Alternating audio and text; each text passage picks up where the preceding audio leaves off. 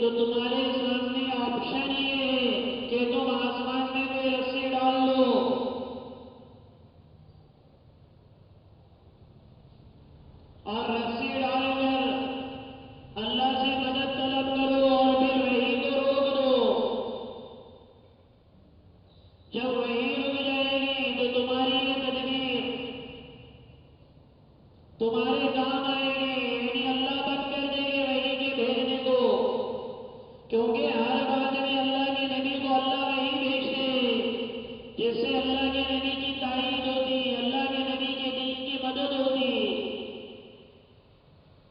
ایک تو تفسیر یہ کی اکثر مفسرین نے، اور دوسری تفسیر بعض مفسرین نے یہ کی کہ اگر تم یہ چاہو کہ اللہ کے نبی کی مدد نہ کرے، اللہ کے دین کی مدد نہ کرے، تو تم چھت سے اپنی رسی باندھ کر اپنے آپ کو لٹکا دو، پھانسی لے لو، پھر بھی اللہ کے نبی کی مدد کر کے رہے گا۔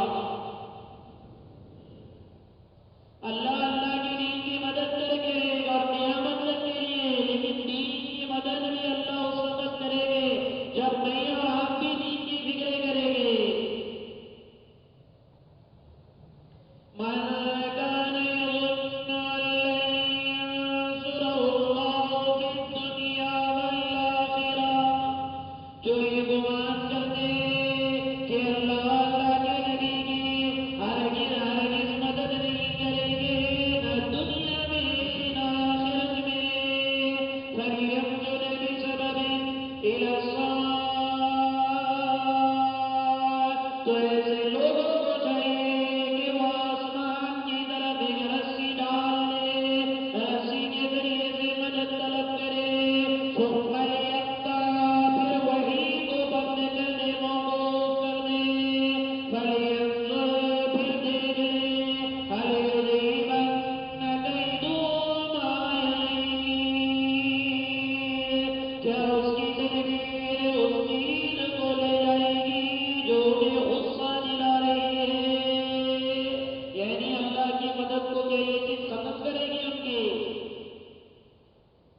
آسمان میں رسی بھی ڈال دے، وہی کو منقطع بھی کر دے، تب بھی اللہ کے رسول کی مدد کو یہ نہیں کچھ کر سکتے۔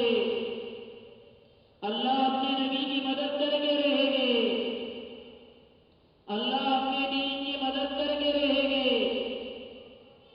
اس لیے اللہ کہتے اسلام کی حفاظت کی ذمہ داری تم پر ہے، مسلمان کی حفاظت کی ذمہ داری اللہ پر ہے۔ کس کی ذمہ داری ہم پر ہے؟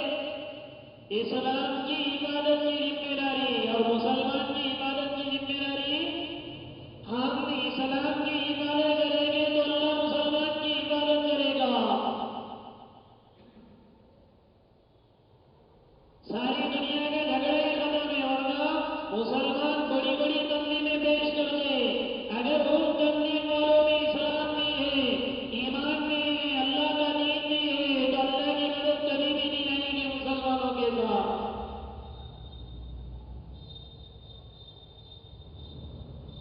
اسلام کی حفاظت ہماری ذمہ داری ہے، تو اللہ کی مدد آئے گی۔ اس لیے اللہ کے نبی کے صحابہ نے دین کی مدد کی تو اللہ کی مدد ان کے ساتھ آئی۔ مشرکین یہ سوچتے تھے کہ یہ مدد نہ آئے کبھی بھی، تو اللہ پاک نے قرآن میں کہا کہ مدد نہیں لانا ہے، تو تم اگر آسمان میں بھی رسی ڈال کر وہی کو روک دو گے تب بھی تم اپنے غصے کو ختم نہیں کر سکتے، کیونکہ اللہ کی وحی آئے گی۔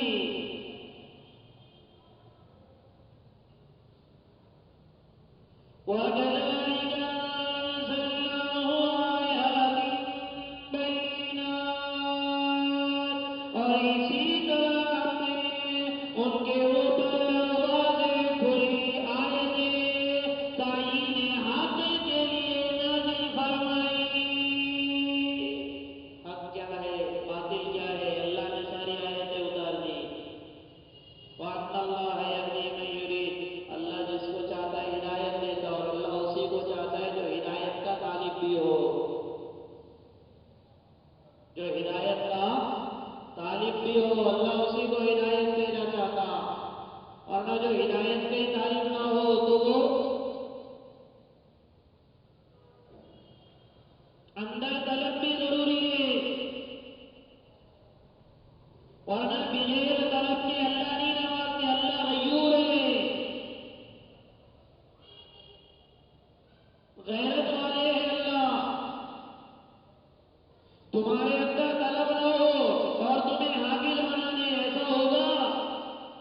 ایک الم تر کیف فعل ربک باصحاب الفیل کی سورت بھی یاد نہیں ہوگی اگر اندر طلب نہیں ہوگی، ایک کپڑا پہننے کی مصنون دعا یاد نہیں ہوگی اگر اندر طلب نہ ہوگی۔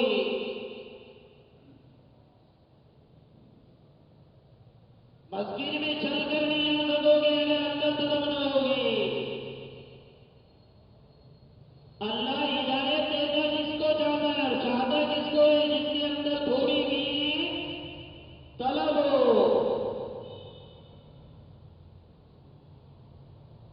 اسی لیے دنیا میں جو بے طلب ہے، مشرکین ہے، بدین ہے، مجوسی ہے، نصارہ ہے، دنیا میں تو الگ تھلگ ہے، لیکن میدان قیامت میں اللہ عملی فیصلہ کرے گے۔ ان الذین آمنوا والذین ہادوا، یقیناً ایمان والے اور یہودی والصابئین، اور جو بدین ہو گئے، والنصارى اور عیسائی، والمجوس اور مجوسی، والذین اشرکوا اور مشرکین، ان اللہ یفصل بینہم یوم القیامہ، یقیناً اللہ ان سب کے درمیان میدان قیامت میں یا قیامت کے دن اللہ عملی فیصلہ فرمائیں گے۔ دنیا میں تو ہے ہی فیصلہ، یہ مشرک، یہ کافر، یہ یہودی، یہ عیسائی، یہ مجوسی، یہ ایمان والے، لیکن عملی فیصلہ میدان قیامت میں ہوگا۔ اس لیے صرف اللہ ایک آواز لگائیں گے، وَامْتَازُوا الْيَوْمَ أَيُّهَا الْمُجْرِمُونَ، فَنَبَذْنَاهُ نَبْذًا نَافَرْمَانَ لَهُ جَاءُوا، صرف ایک آواز لگے گی۔ سورہ یاسین میں عملی فیصلہ اللہ میدان قیامت میں کرائے گے۔ دنیا میں تو ملیں گے، جلیں گے، اٹھیں گے، بیٹھیں گے۔ ان اللہ یفصل بینہم یوم القیامہ، ان اللہ علی کل شیء شہید، اللہ ہر چیز پر حاضر بھی ہے، ہر چیز کا گواہ بھی ہے۔ اللہ کے لیے کیا مشکل ہے ہمارے اعمال کو دیکھنا، اللہ کے لیے کیا مشکل ہے ہمارے نقشوں کو، شکلوں کو، اعمال کو دیکھ کر اس کے مطابق فیصلہ کرنا۔ اللہ کے لیے کوئی مشکل نہیں۔ اسی لیے اللہ پاک نے حکم دیا کہ تم میری اطاعت کرو۔ کیوں میری اطاعت کرو؟ کیونکہ آسمان والے فرشتے میری اطاعت کرتے، زمین کی ہر چیز میری اطاعت کرتی، سورج، چاند، ستارے، پہاڑ، درخت، چوپائے، بہت سارے لوگ، یہ سب کے سب میری اطاعت کرتے، میرے لیے سجدہ کرتے۔ کیسے؟ آسمانوں میں جو ہے یعنی فرشتے، منتخب میں روایت ہے نا، اس آسمان میں 4 انگل کی بھی جگہ ایسی نہیں ہے کہ جہاں اللہ کے فرشتے اللہ کے لیے سجدہ اور عبادت نہ کر رہے ہو۔ حدثت السماء وحق لها ان تئن، یہ آسمان چرچراتا ہے اور اسے حق ہے کہ وہ چرچرائے، کیونکہ 4 انگل کی بھی جگہ باقی نہیں ہے جہاں فرشتے اللہ کی عبادت نہ کر رہے ہو، کر رہے۔ جو زمین میں ہیں، جتنے حیوانات ہیں، وہ بھی اللہ کی وَإِن فِي شَيْءٍ إِلَّا يُسَبِّحُ بِحَمْدِهِ، دنیا میں کوئی چیز ایسی نہیں ہے جو اللہ کی پاکی نہ بیان کرتی ہو۔ حیوان بھی اللہ کی پاکی بیان کرتے، نباتات بھی اللہ کی پاکی بیان کرتے، حتیٰ کہ جمادات میں بھی اللہ نے روح رکھی ہے، پتھر میں بھی روح ہے، سمجھ میں نہیں آتی۔ اللہ قرآن میں کہہ رہے وَإِنَّ مِنْهَا لَمَا يَهْبِطُ مِنْ خَشْيَةِ اللَّهِ، بال پتھر وہ ہے جو اللہ کی خشیت اور اللہ کے ڈر کی وجہ سے گر جاتے ہیں۔ تو احساس اور شعور ہے، اسی لیے تو ڈرتے۔ جس طرح انسان میں شعور ہے، حیوانات میں شعور ہے، جس طرح نباتات میں یہ پھل پھول پودے جو بڑھتے رہتے ان میں شعور ہے۔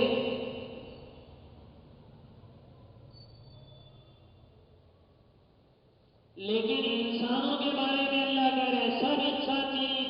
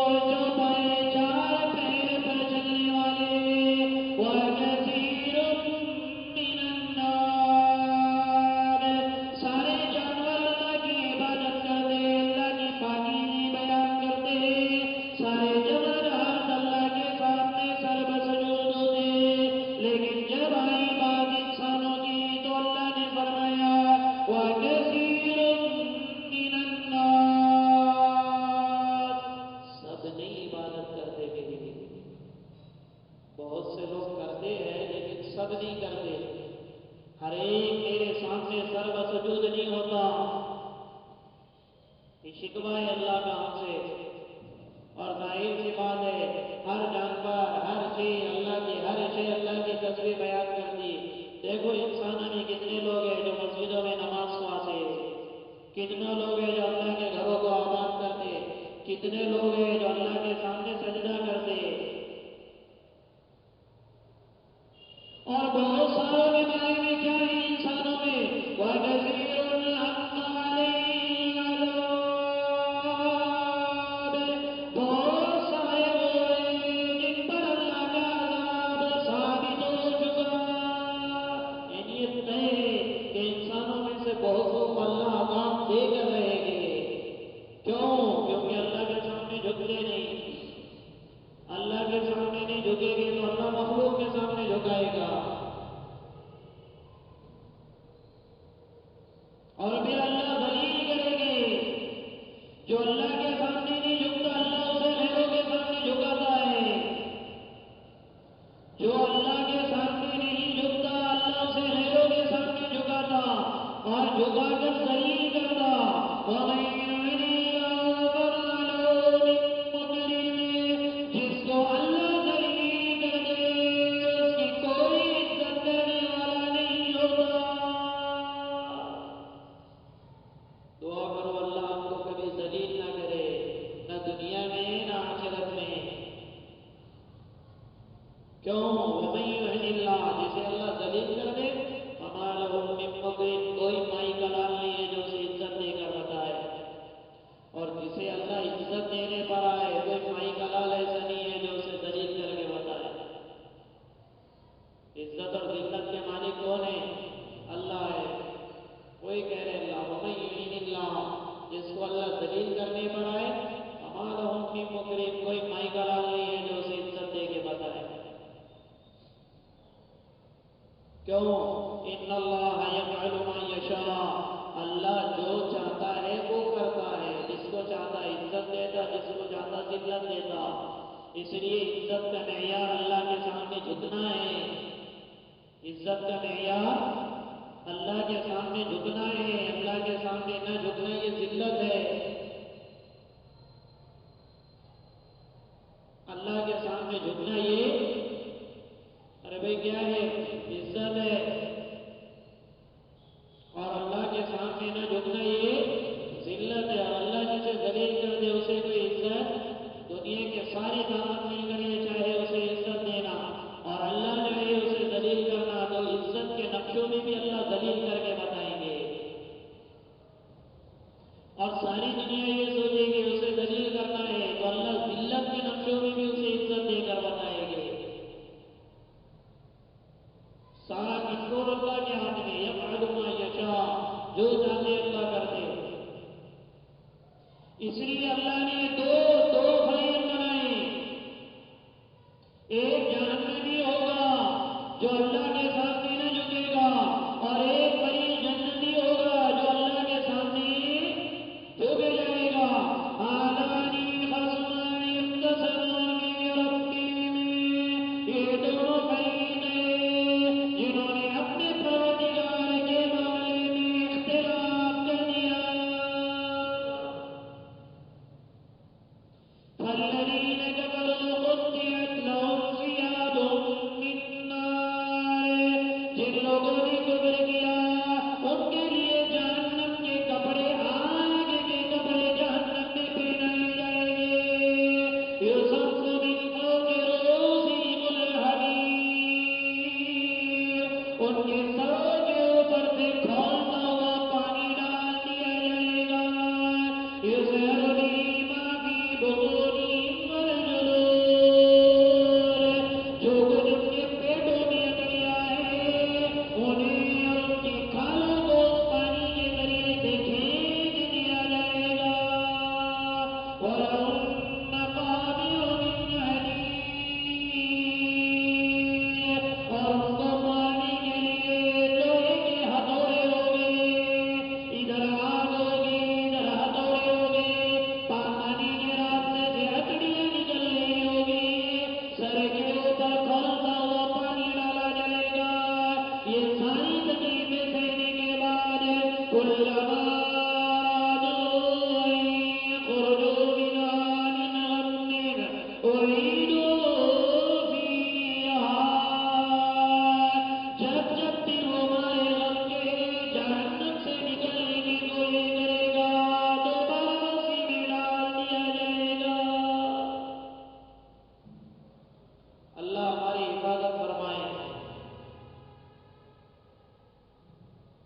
کوئی ہنسی اور مذاق نہیں ہے. جہنم کے انگارے، جہنم کا پانی، دہکتی ہوئی آگ، کھولتا ہوا پانی، بل کھاتا ہوا پیپ،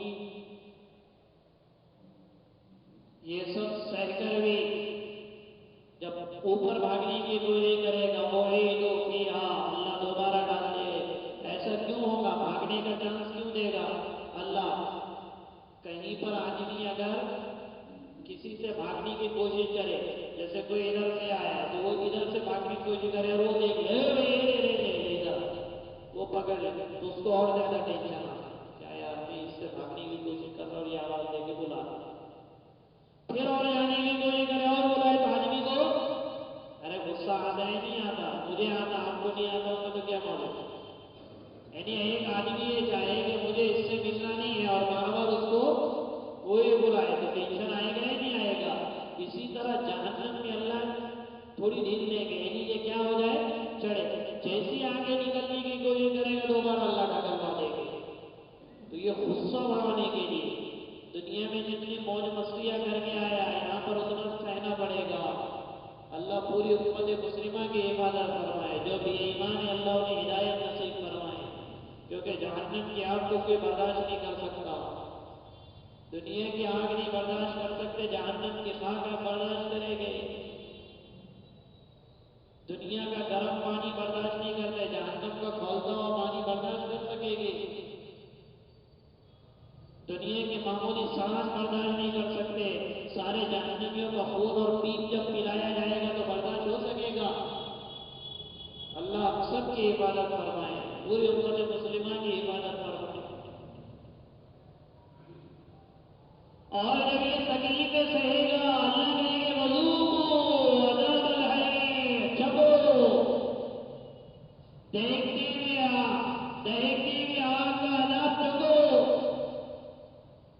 یہ تو ہو گئے ایک فریق. اور دوسرا فریق جن کے بارے میں جنہوں نے ایمان لایا، جنہوں نے عمل صالح کیا، نمازوں کا اہتمام کیا، زکوٰۃ ادا کی، حج ادا کیا، دین کی محنتیں کی، دین کی محنتوں کے لیے در در کی ٹھوکریں کھائی، لوگوں کو اللہ کے دین پر لانے کی فکر کی، لوگوں کو مسجدوں میں لانے کی فکر کی، دنیا میں لوگوں کے تانے سنے، اے کیا ہے تہجد سے اٹھ جاتا، اے کیا ہے چاش بھی پڑتا، یہ کیا ہے تو اوابین بھی پڑتا، یہ کیا ہے اٹھا کے جھوٹا جماعت میں بھاگ جاتا، یہ کیا ہے بل مسجدوں کو ہی آباد کر رہا ہے. جنہوں نے دنیا میں ویسے تانے بھی سنے ان لوگوں کے لیے کیا ہے، ان اللہ يدخل الذین آمنوا وعملوا الصالحات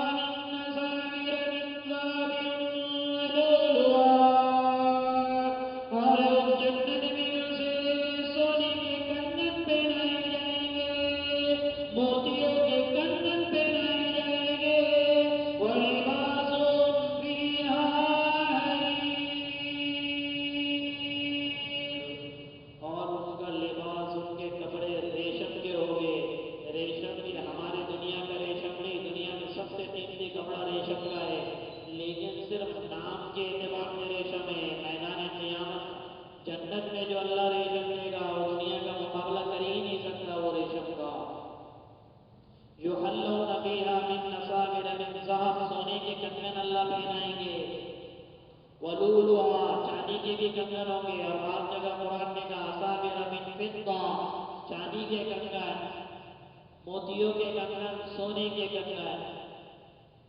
کنگن کیسے پہنائے جائیں گے؟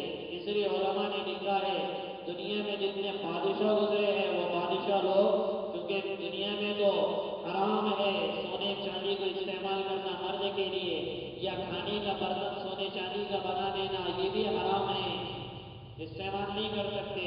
اسی طرح ریشم کا لباس بھی حرام ہے، استعمال نہیں کر سکتے مرد کے لیے۔ لیکن جنت میں یہ چیزیں کیا ہے؟ حلال ہے۔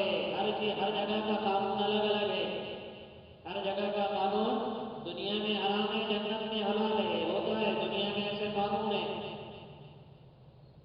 گاڑی چلتے چلتے ملیشیا میں اگر کسی نے کانچ نیچے کر کے اس طرح ایک کاغذ کا ٹکڑا پھینکا، کتنا کاغذ کا ٹکڑا پھینکا گاڑی سے چلتے چلتے، تو اس کو، یعنی وہاں پر اگر اس نے ٹکڑا پھینکا تو اس کو فائن 32,000 روپے ہے انڈیا کے۔ کتنے؟ 32,000، 3,500 رنگٹ۔ اور اپنے انڈیا میں پورا کچرا ایسا جھاڑو مار کے بھی نکالے کبھی گاڑی میں سے تو چلتے چلتے کوئی فائن نہیں۔ قانون الگ الگ ہے ہر جگہ۔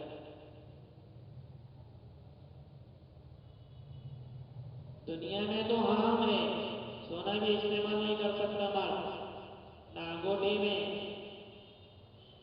چاندی 3 گرام 475 ملی گرام کی انگوٹھی استعمال کرنا جائز ہے، سنت نہیں ہے۔ لوگ سنت سمجھ کے انگوٹھے پہنتے، جائز ہے، سنت نہیں ہے۔ اور وہ بھی کتنا؟ 3 گرام 475 ملی گرام، اس میں 1 گرام بھی زیادہ ہوگا تو حرام ہو جائے گا۔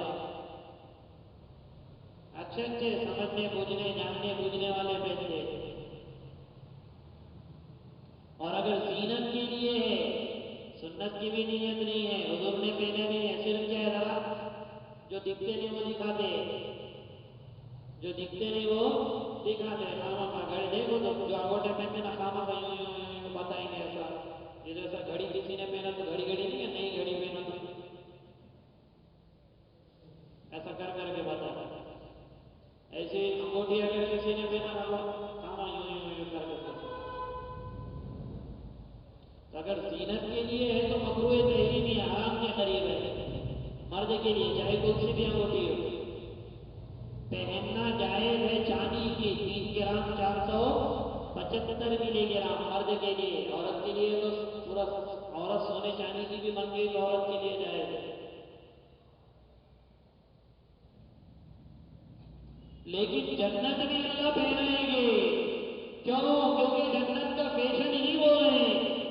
اب آپ بولو گے یار ہاتھ میں کنگن سونے کے پہنے تو الگ ہی دکھیں گے، دنیا میں بڑے بڑے بادشاہوں کا جو پہلے گزرے ان کی خوبصورتی ہی ہاتھ میں سونے کے کنگن ہے۔ اسی لیے سراقہ بن مالک رضی اللہ تعالیٰ عنہ جب ایمان نہیں لائے تھے، اللہ کے نبی ہجرت کر کے جا رہے تھے، آپ کے پیچھے انہوں نے گھوڑا دوڑایا، جب پکڑنے کے قریب آتے تو گھوڑے کے پاؤں زمین میں دھس جاتے، اللہ کے نبی نے نکالا اور کہنے لگے اے سراقہ تم میرا پیچھا کر رہے ہو، میں تو تمہارے ہاتھ میں سونے کے کنگن دیکھ رہا ہوں کسرا کے۔ اللہ کے نبی کا زمانہ گزر گیا، ابو بکر صدیق کا زمانہ گزر گیا، عمر ابن الخطاب رضی اللہ تعالیٰ عنہ کا زمانہ آیا، کسرا کی سلطنت کو تار تار کر کے رکھ دیا، اور جب سب کے سب اس طرح لائن میں کھڑے ہو گئے مال غنیمت تقسیم کرنے کے لیے، تو جب ہر ایک کو دیا گیا تو کسرا کے ہاتھ کے کنگن سراقہ بن مالک کو دیے گئے، تو سراقہ بن مالک رونے لگے۔ عمر ابن الخطاب رضی اللہ عنہ فرمایا کیوں رو رہے؟ کہنے لگے کئی سال پہلے اللہ کے نبی نے مجھ سے کہا تھا سراقہ تو میرا پیچھا کر رہا ہے، میں تو تیرے ہاتھ میں کسرا کے کنگن دیکھ رہا ہوں۔ اتنا دیا اللہ نے صحابہ کو، محنت پہ دیا، اعمال پر جمنے پہ دیا، ہم کچھ بھی نہیں کریں گے اور سب کچھ مل جائے گا، تھمس اپ کی بوتل نہیں ہے گئے اور لے لیے اور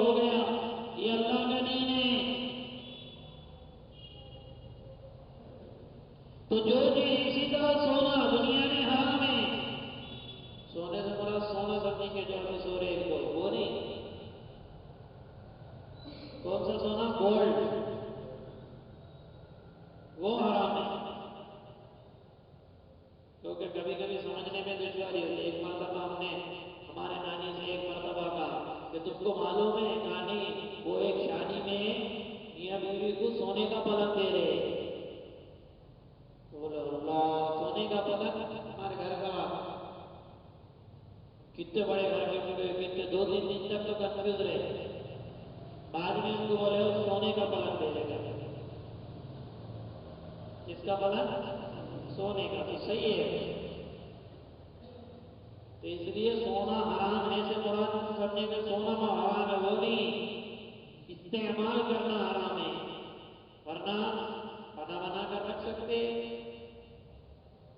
لیکن جو ایمان لا کر ہمارے سالیہ کے اس کے لیے مہرے ہیں، کنگن ہیں سونے اور چاندی کے، ان کو لباس جو پہنایا جائے گا وہ ریشم کا، اور وہ بھی جنت کا ریشم ہے.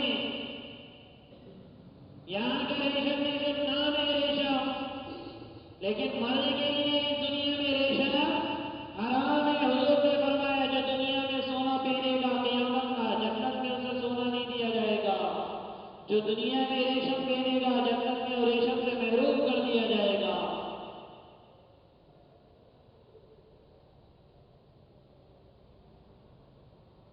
اور ان سب کو کیوں وَهُدُوا إِلَى الطَّيِّبِ مِنَ الْقَوْلِ، اور انہیں کلمہ طیبہ کی ہدایت دی گئی. اسی لیے انہوں نے ایمان بھی لایا، اعمال صالحہ بھی کی اور جان کی بازی بھی لگائی. وَهُدُوا إِلَى صِرَاطِ الْحَمِيدِ، اور قابل تعریف جو ہے اس کے راستے کی طرف یہ ان کی ہدایت کی گئی. اچھے اچھے کام ان سے دنیا میں صادر ہوئے جس کی وجہ سے اللہ کے عالی دربار میں ان کا اتنا مقام بنا.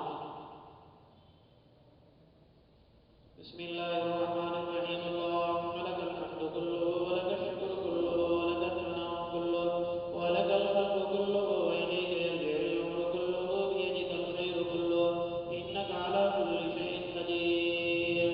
اللہم صل علی روح سیدنا محمد صلی اللہ علیہ وسلم فی الارواح، وصل علی جسد سیدنا محمد صلی اللہ علیہ وسلم فی الاجساد، وصل علی قبر سیدنا محمد صلی اللہ علیہ وسلم فی القبور. اللہم اہدنا واہد بنا واہد الناس جمیعا. اللہم اکفنا بحلالک عن حرامک واغننا بفضلک عمن سواک. اللہم الہمنا مراشد امورنا وآہدنا من شرور نفوسنا ومن سیئات اعمالنا. اللہم انا نعوذ بک من الفتن ما ظہر منها وما بطن. وصلی اللہ تعالی علی خیر خلقہ محمد وعلی آلہ